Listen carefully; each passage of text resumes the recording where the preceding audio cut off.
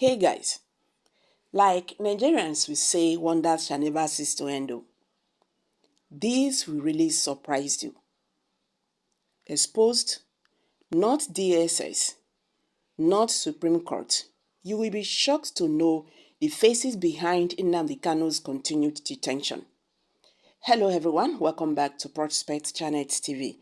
Thank you for always coming out here. If you are just joining us, please kindly subscribe to this channel and don't forget to give us a thumbs up. Ohaneze Ndigbo leader Chief Ikechukwu Isaguzoro has criticized the political elite, governors, senators, traditional leaders, and clergy of the Southeast region for their role in the continued detention of Nnamdi Kanu, the leader of the indigenous people of Biafra, IPOB. Isaguzoro has claimed that these leaders have failed to use their influence to secure Kanu's release, and he has called on them to take action to bring about justice for the IPOB leader, Nnamdi Kanu. Isaguzoro expressed his concerns about the Southeast governor's reliance on President Bola Tinubu, stating that they lack the understanding necessary to effectively address the region's underlying issues. He also criticized the governors for their misplaced optimism after their visit to Tinubu, during which they claimed that Kanu's release was imminent. Isaguzoro stressed that this judgment from the Supreme Court is a cause of concern and that the governors should focus on the real issues affecting the region instead of relying on Tinubu's support.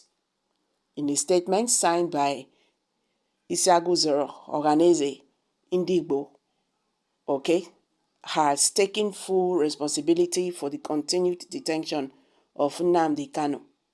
However, Isaguzoro emphasized that blame should not be solely placed on the organization, but should be shared among all stakeholders, especially political elites in the Southeast, the governors, the senators, the traditional rulers, and clergymen.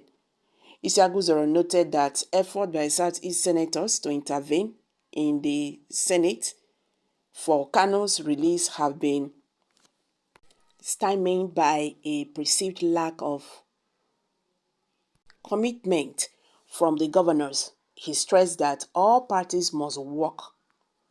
The screen by the leader of Ohaneze Ndigbo underscores the intricacies and hurdles surrounding Kanu's release and the border issue of Biafran agitation.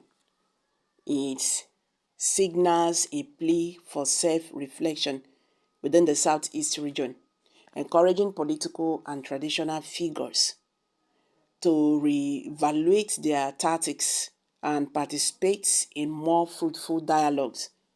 Isaguzoro's stress on confidential discussions underscores the delicacy of the matter, highlighting the importance of privacy and trust in reaching a resolution. To summarize all this, Isaguzoro's declaration functions as a public admission of collective responsibility and relying call for a more circulated and cooperative strategy in addressing the circumstances related to Nnamdi Kanu's detention. The leaders in the Southeast are prompted to prioritize unity, engage in substantive dialogue, and formulate a cohesive agenda to present to the federal government in the quest for Kanu's release.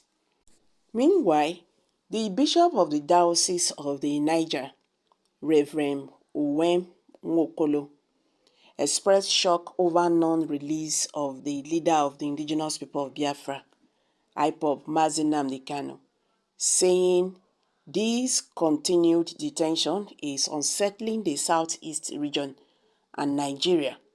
According to the bishop, Mazi Nnamdi Kanu's case can better be resolved politically rather than through the court, because the court would end up causing more problems, saying if the court sent him to jail, it amounts to sending many Igbos to jail, and the country may never know peace.